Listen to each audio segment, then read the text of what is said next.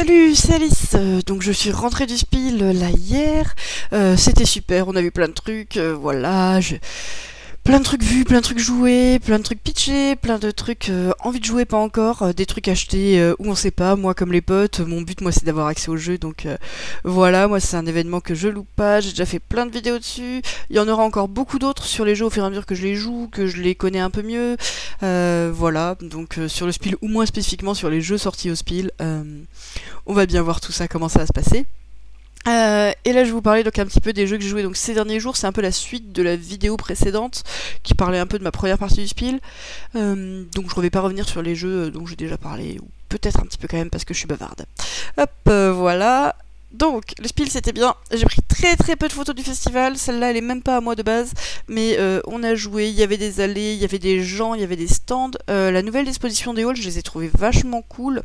Donc, Essen ça se passe en plusieurs halls, il y a le grand hall 3 qui est sur l'entrée, il y a une autre, en parallèle il y a le hall 1 et 2, et au fond il y a en gros les halls 4, 5, 6. D'habitude, le jeu très familiaux, les gros éditeurs allemands, Cosmos, etc. sont dans le hall 3, là ils étaient dans le hall 6. Dans le hall 1, il y avait ce qu'il y avait usuellement dans le hall 6, qui est les jeux un peu plus rôlistes et les accessoires, etc. Et dans le hall 3, il y avait des choses vraiment bien. Et contrairement à ce que j'ai cru, on est circulé mieux que d'habitude, notamment le samedi, où le samedi usuellement c'est bondé. Là, le 1 était blindé le samedi, et comme moi ça m'intéressait pas, bah, c'était pas mal. Le 4 était ultra varié, il y avait de tout et de rien. Et ensuite 2 et 5, il y avait plein de trucs sympas. 6, il y avait des choses familiales, il y avait des trucs bien aussi. Voilà. Bref, il y avait des choses dans différents halls, et l'organisation était plutôt cool, avec plein de possibilités de voir plein de choses. Beaucoup de jeux à voir vraiment sur les tables. Point de vue des tables, globalement les tables sont occupées à Essen. C'est possible de jouer, il n'y a pas de souci. Souvent il faut attendre un petit peu. Sur certains jeux il faut réserver des créneaux. Il y a de la démo, il y a du jeu à l'achat, il y a beaucoup de petits jeux, beaucoup de jeux moyens, pas mal de gros jeux aussi. Moi en priorité sur le salon j'ai plutôt testé des jeux moyens et petits, ou des jeux où j'étais pas sûre, quelques trucs en réservation, quelques trucs en démo. Ça c'est vraiment un petit peu à la carte, et se faire pitcher des jeux, regarder des jeux quand on a un doute, aller en acheter, un gros côté foire vraiment. Voilà. Hop. Les jeux aussi c'est souvent des démos avec un peu des tutos ou juste quelques tours de jeu ou une partie des règles. Ça peut donner des impressions un petit peu faussées. Je trouve que c'est plus ou moins bien fait selon les éditeurs. Les animateurs qui expliquent les règles en général sont bien. Après il peut y avoir quelques mauvaises surprises, ça arrive aussi. Voilà, et il y a du bruit et du monde. Faut aimer ce côté-là. Hop, je parle de quoi là? Je parle de Epox. Je me demande si je n'ai pas déjà parlé dans la précédente, mais c'est pas grave.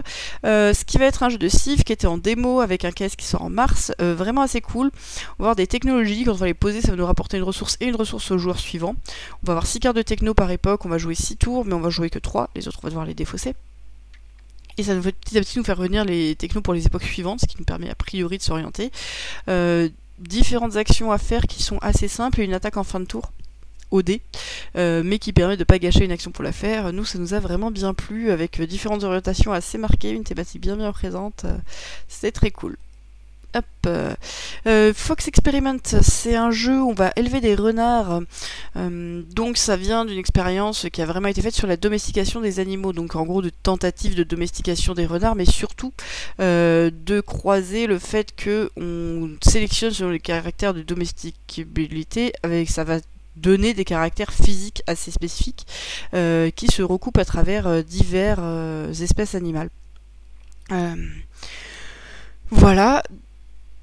Globalement, côté mécanique, le jeu, il va y avoir un marché de mâles et de femelles à chaque tour, et chaque tour on va récupérer un bonus, une mâle et une femelle, et ça va donner des dés à lancer. Grâce à ces dés on va pouvoir cocher notre enfant des traits caractéristiques dessus quand on arrive à les assembler, ce qui nous permet de débloquer des pouvoirs et de débloquer des choses. Donc il y a un petit côté comme ça engine building, un petit côté où ensuite tous les animaux qu'on met vont être remis au marché l'année d'après, donc on a des animaux de plus en plus forts. C'est très plaisant, il y a un espace de choix qui est peut-être relativement limité. On passe du temps à voir les conséquences de ce qu'on fait, mais c'est bien plaisant dans cette catégorie, assez tranquille. Hop. Apiary, ça c'était en démo, Stonemeyer. On a fait un début de tuto, puis après avec les règles complètes, ça marchait bien là. C'est ultra fluide, c'est de la pose d'ouvrier où quand on se pose quelque part, ça va pousser le suivant qui va vieillir, qui va faire des abeilles qui au bout d'un moment vont mourir. On va aller récolter du pollen, de l'eau, tout ça. En théorie, c'est dans l'espace, on voit pas trop le rapport. On a des cases de stockage, on a des manières de faire des points avec des ressources transformées. Je sais pas à quel point ça a une profondeur folle, mais c'est ultra plaisant, on rentre tout de suite dedans, les actions s'enchaînent bien. Je trouve ça a la patte Stone Meyer, vraiment. Voilà, donc c'était très plaisant. Comet, ça j'ai déjà dû en parler aussi. On va devoir faire s'échapper des animaux vers une grotte, et pour ça, ça va se jouer assez simplement. C'est un jeu de 45 minutes, 1 heure.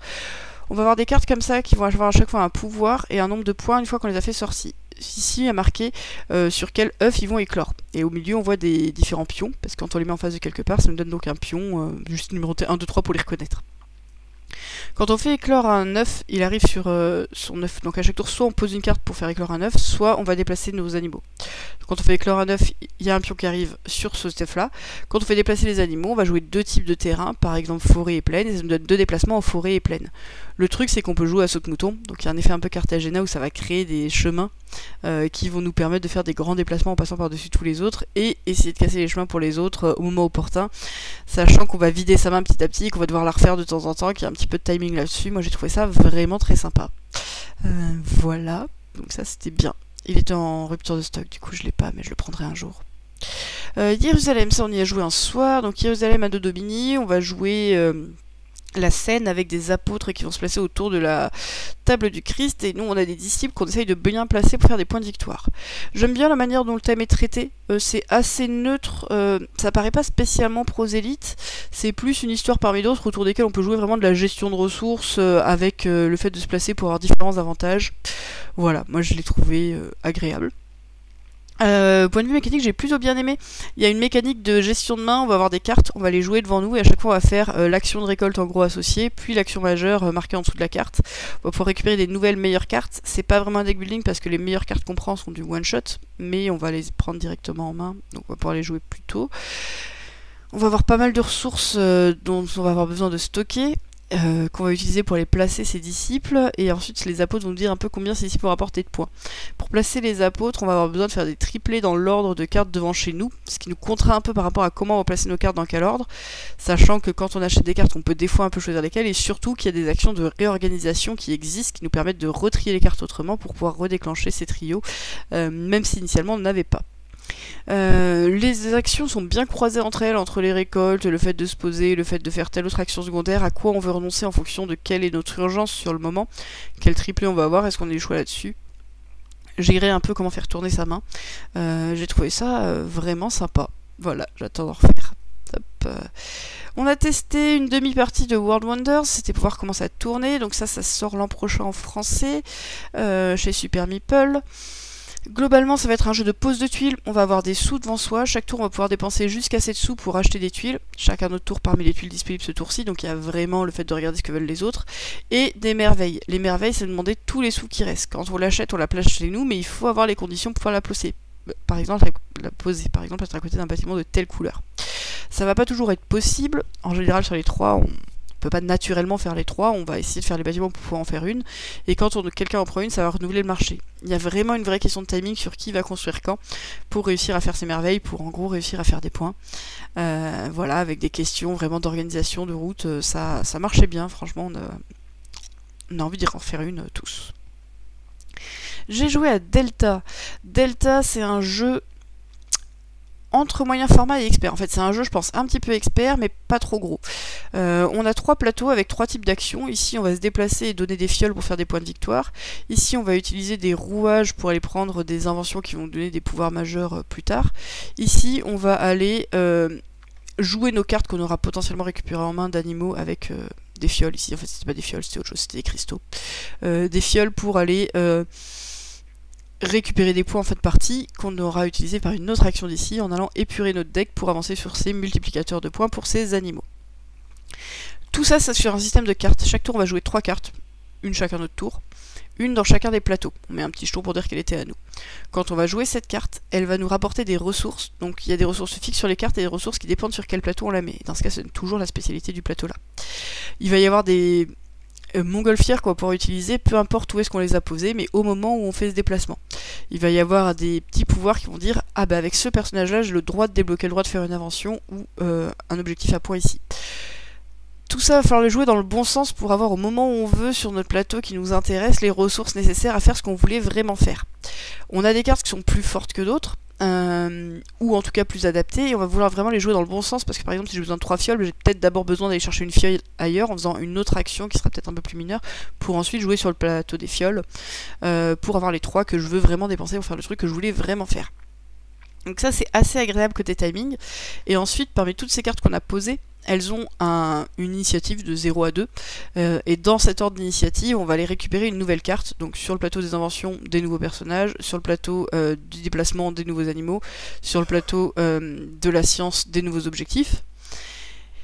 Et ces cartes vont vraiment avoir un changement sur le jeu, on va les prendre dans l'ordre d'initiative, et les rajouter dans notre main. Après ça, on va récupérer sur notre plateau, donc on a nos défausses, nos 3 défausses, on va récupérer une des défausses dans la main, puis chacune des cartes va aller dans sa défausse correspondante sur notre plateau, celle qu'on a jouée. Donc ça c'est un système de cartes vraiment à la Mombasa, Skymines pour les plus jeunes,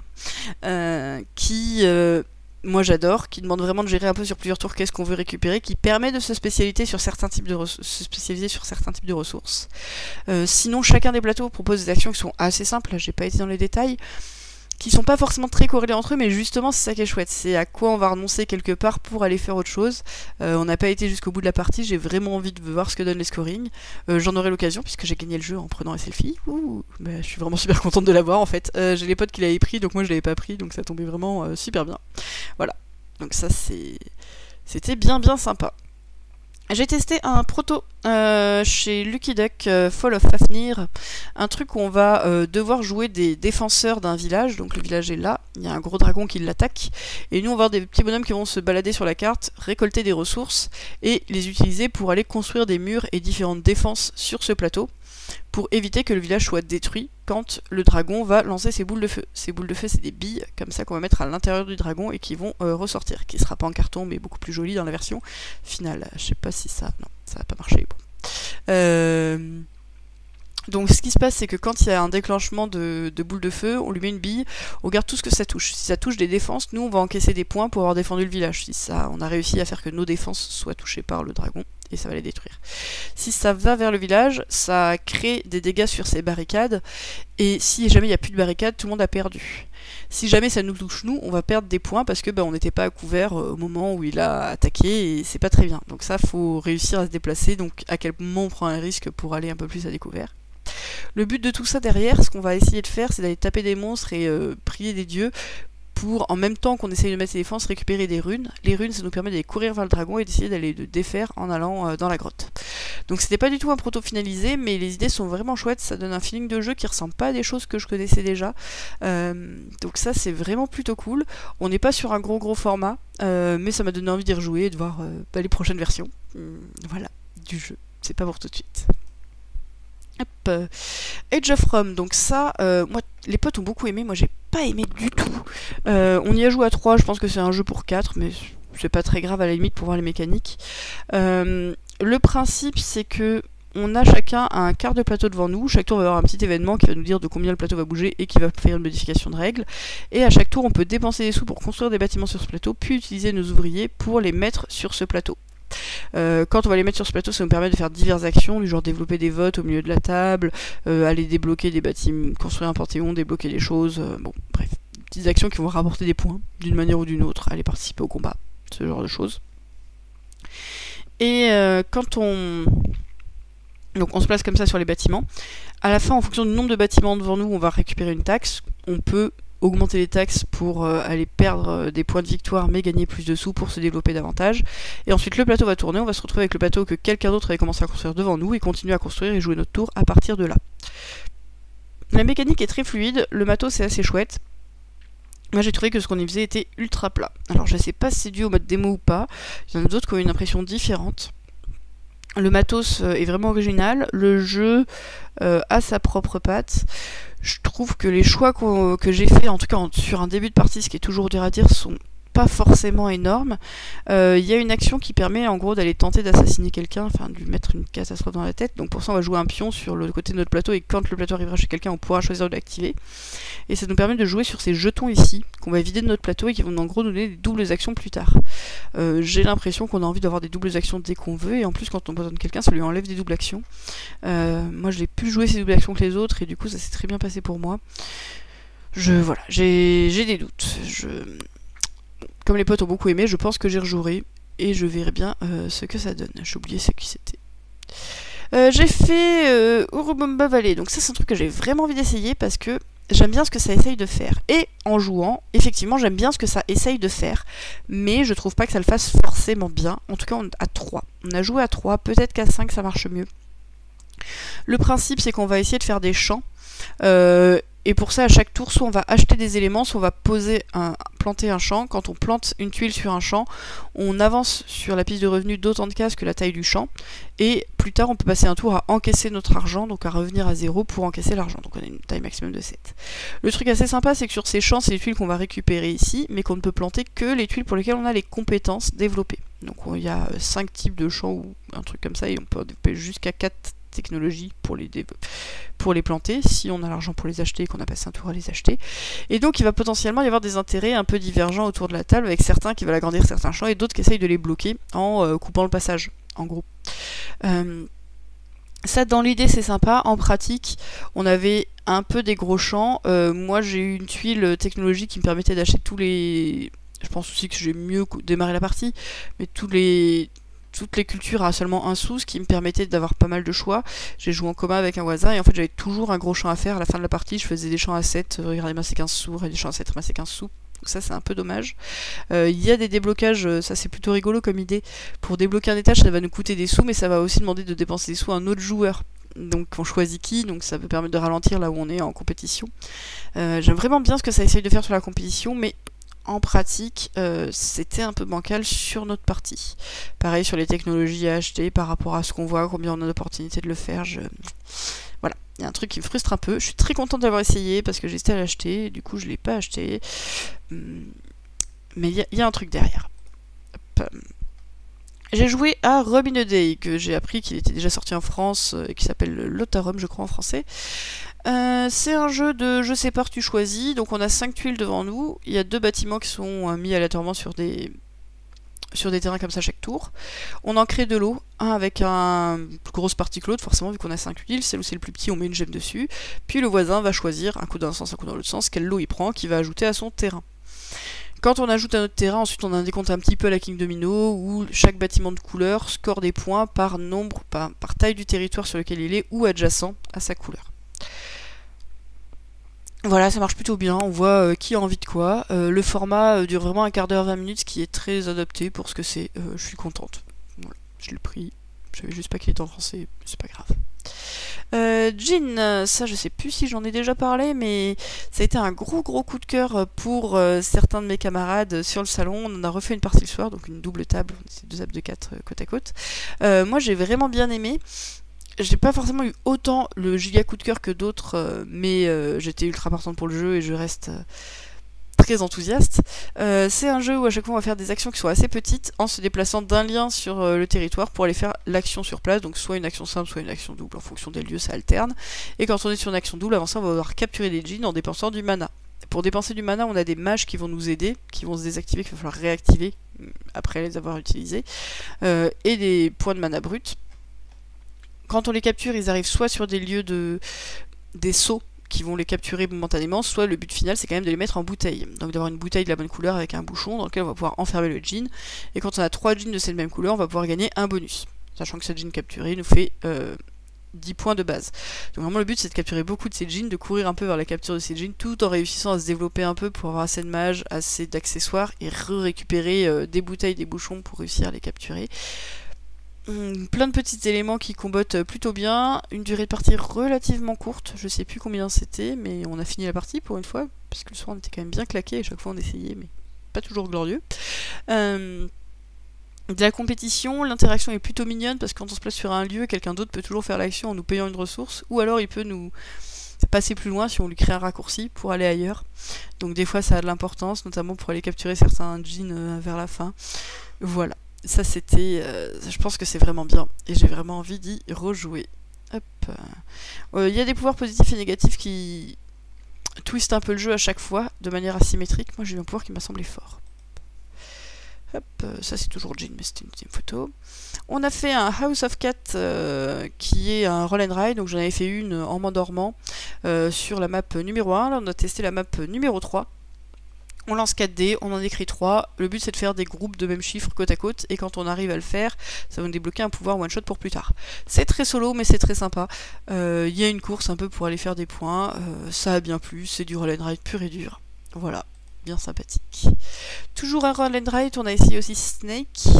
Alors Snake, ça reprend le Snake donc du Nokia 3310, hein, où on va avoir déplacé un serpent comme ça, qui va grandir à chaque fois qu'on mange des pommes, et le but c'est de manger un maximum de pommes pour obtenir la plus grande taille.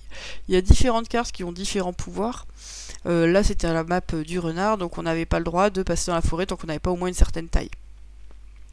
Le petit truc qui fait que ça marche, c'est qu'on a des pommes donc, qui tombent à des endroits aléatoires à chaque tour, qu'on va essayer d'aller manger. Et on a différents pouvoirs, quand on a certaines tailles, on débloque des pouvoirs qui nous donnent des petits bonus. Par exemple, grandir ou rétrécir de 1 notre déplacement à chaque tour. Ou alors passer par-dessus sa queue. Ou alors avoir 2 têtes. Ou alors mieux choisir où est-ce que les pommes tombent. Avoir un choix dessus.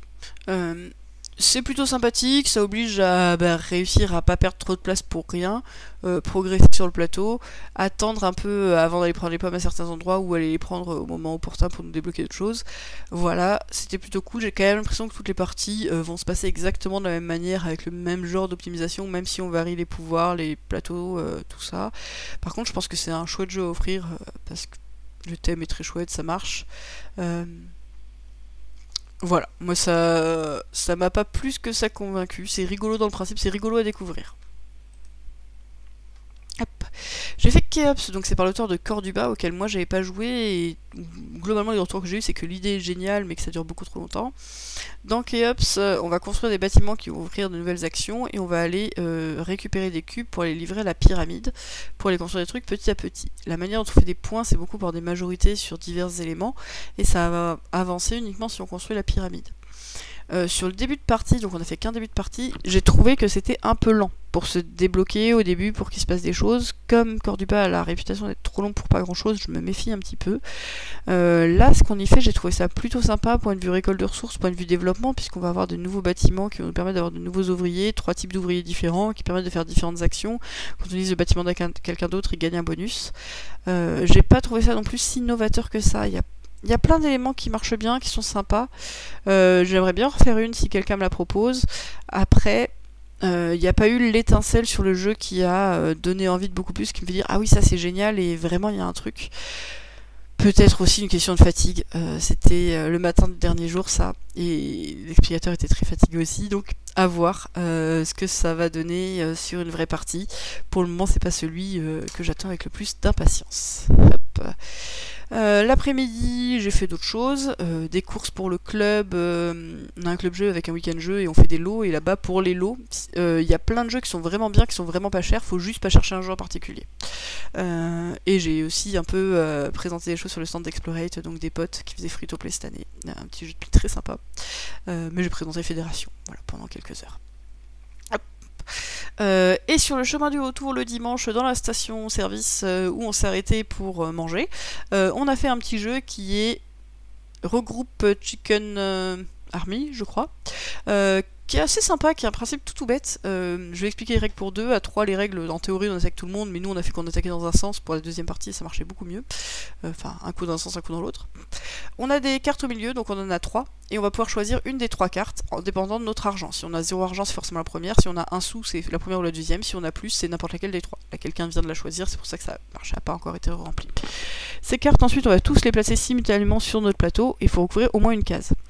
Et ensuite on va compter nos valeurs d'attaque, donc on a 2 types d'attaque, physique et mentale, 2 types de défense, physique et mentale.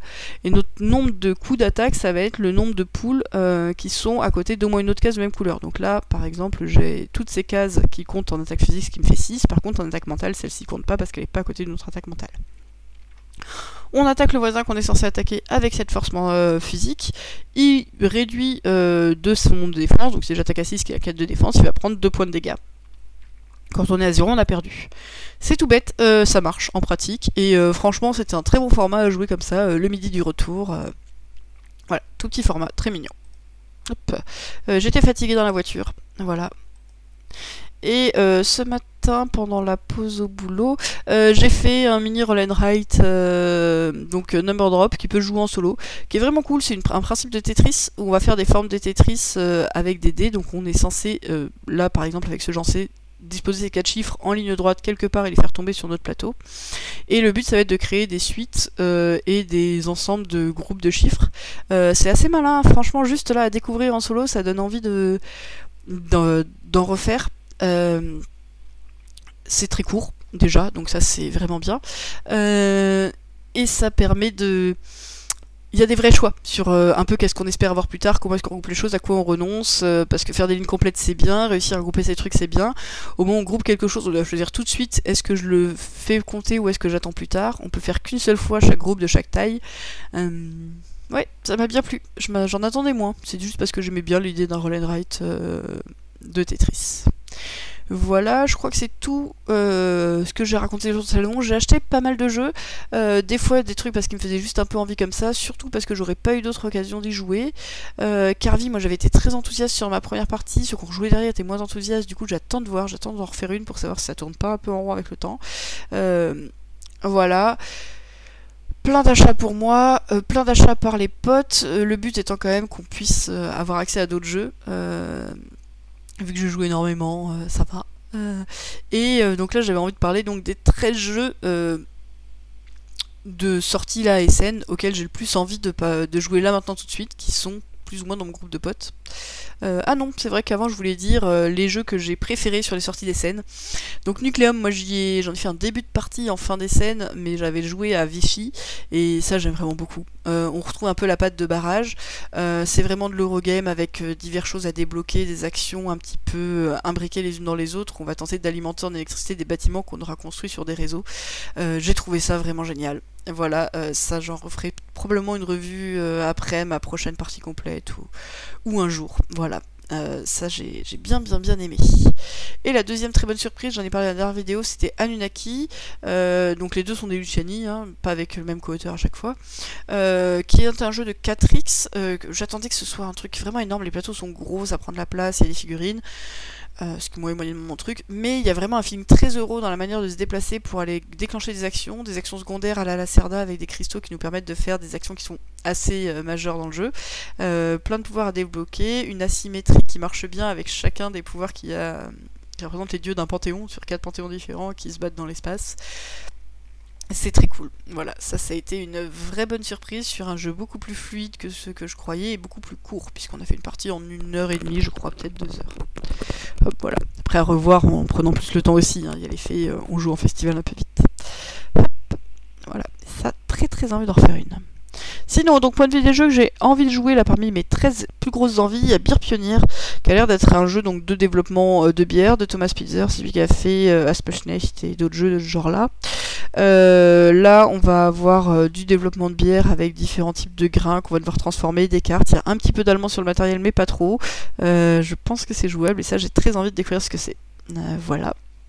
Trolls et princesses, ça je l'ai vu sur le festival, j'avais vu un petit peu avant, ça donne très envie. On va avoir un plateau sur lequel on va avoir nos 30 trolls chacun, qu'on va développer petit à petit, il va y avoir un déplacement d'ouvriers, où à chaque fois la force de notre action, c'est on prend un bonhomme, on le met quelque part, et là où il arrive, c'est le nombre de bonhommes qu'il y a dessus qui fait la force de l'action.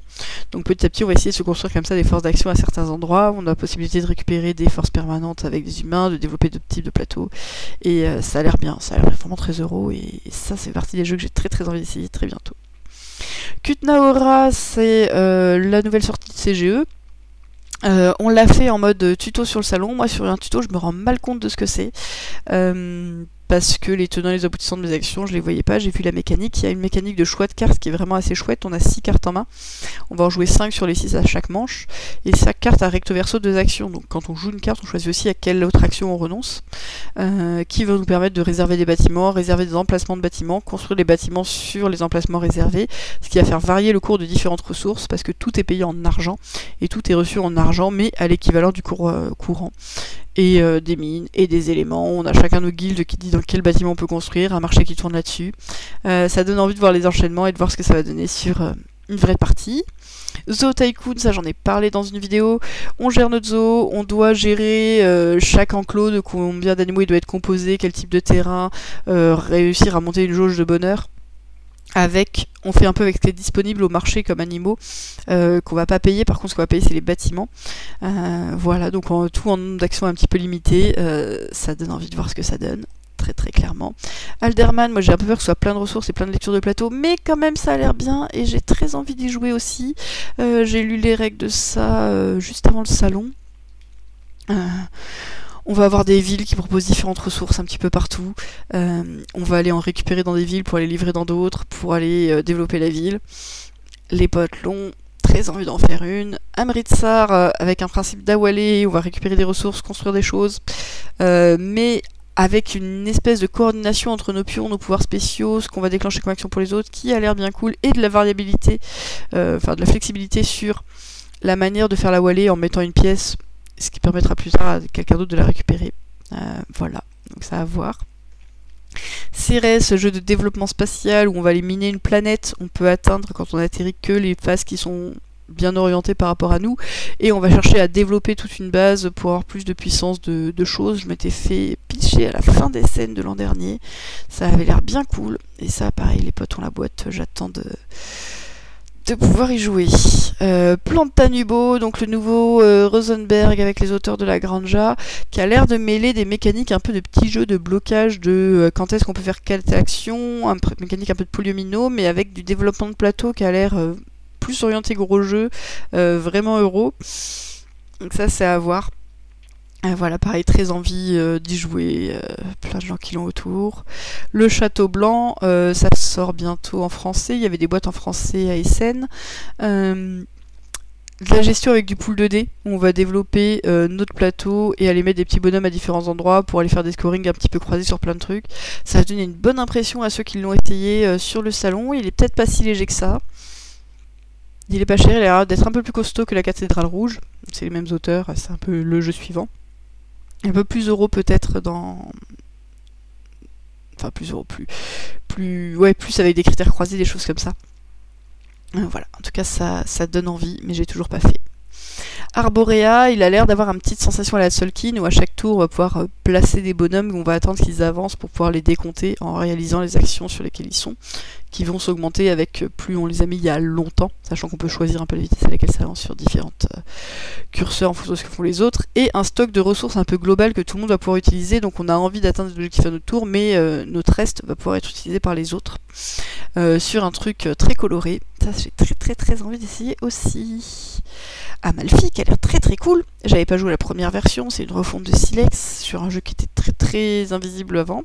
Il y a l'air d'avoir un principe vraiment chouette où on va faire des actions pour envoyer des bateaux à différents endroits qui vont nous donner des ressources en gros, qu'on va pouvoir utiliser à d'autres moments en rabaissant ces bateaux avec plusieurs manières de l'utiliser, une flexibilité sur quelles ressources on va avoir à quel moment, des actions relativement simples mais des choses qui ont l'air bien, et tout le monde dit que cette version est vraiment très bien, avec pile le bon temps, pile les trucs. Ça j'ai très envie d'essayer. Et je verrai que dans la voiture en allant à Essen, on a failli y jouer juste avant et non. Celtae, donc ça Celtae, on est dans du jeu de gestion façon Eurogame, pas trop lourd apparemment, avec des pions. Donc toujours des actions à faire en certaines quantités en fonction de la force d'action, et pour ça on va pouvoir échanger. On a 3 pions sur le plateau. Enfin en fait on va avancer sur un cadran façon Gertz où on avance de 1, 2 ou 3 cases sur le plateau. Plus on avance loin, plus ça nous coûte cher, ou moins ça nous rapporte. Et sur la case sur laquelle on va arriver, il va y avoir 3 ouvriers au milieu, 3 ouvriers chez nous. Chacun des ouvriers a une spécialité. On choisit une des spécialités et ça va nous donner la force de notre action entre ces 6 pions. On va pouvoir aussi échanger un de nos pions avec celui du plateau, ce qui permet de changer un peu notre équilibre pour la suite. on construit dans la zone, ou on combat dans la zone, ou on fait la 3e action dans la zone. Et moi je savais pas trop ce que ça pouvait donner, j'avais lu les règles en diagonale, les potes qui ont essayé ont beaucoup aimé, donc ça j'attends d'y jouer, moi j'ai pas encore joué. Evenfall ça donne envie, de toute façon tout me donne envie de lancer les jeux donc j'ai vraiment envie de jouer. On va avoir de la pose d'ouvrier qui va nous permettre de récupérer des lieux sacrés sur notre plateau sur lesquels on va pouvoir jouer des cartes, et il y a 3 lieux en gros sur lesquels jouer des cartes qui vont avoir des effets un petit peu différents, sur de la pose d'ouvrier, sur un peu de majorité pour des combats à la fin, et ça donne envie de voir ce que ça donne. Ça j'ai lu un peu pareil en diagonale, et comme beaucoup de choses sont sur les cartes, je sais pas, c'est chez DLP, j'ai envie d'essayer. Voilà pour mon retour donc sur le Spiel. Donc on voit que j'ai testé plein de trucs, mais qu'il y en a aussi plein surtout que j'ai envie de tester, surtout dans les gros formats, où on est client, et il y a un peu le côté jury Diamant d'Or qui fait qu'on a envie de jouer à tout dans tous les cas. Donc voilà, plein de trucs déjà joués, plein de trucs à jouer encore, plein d'autres retours à venir, un peu plus précis, avec peut-être un peu moins de billets que quand c'est joué dans des conditions un peu compliquées ou sur des premières impressions. Voilà. Si jamais vous voulez soutenir ce que je fais, n'hésitez pas à mettre quelques sous sur le Ko-fi. Merci beaucoup. Là j'ai pu acheter effectivement un jeu, même 2 jeux de plus sur le SN grâce aux sous que j'ai eu, donc ça c'était très cool. Voilà. Et bientôt plein d'autres trucs quand j'aurai du temps. Quoi que j'arrive à en trouver. Donc bon. Bisous, à bientôt. Salut!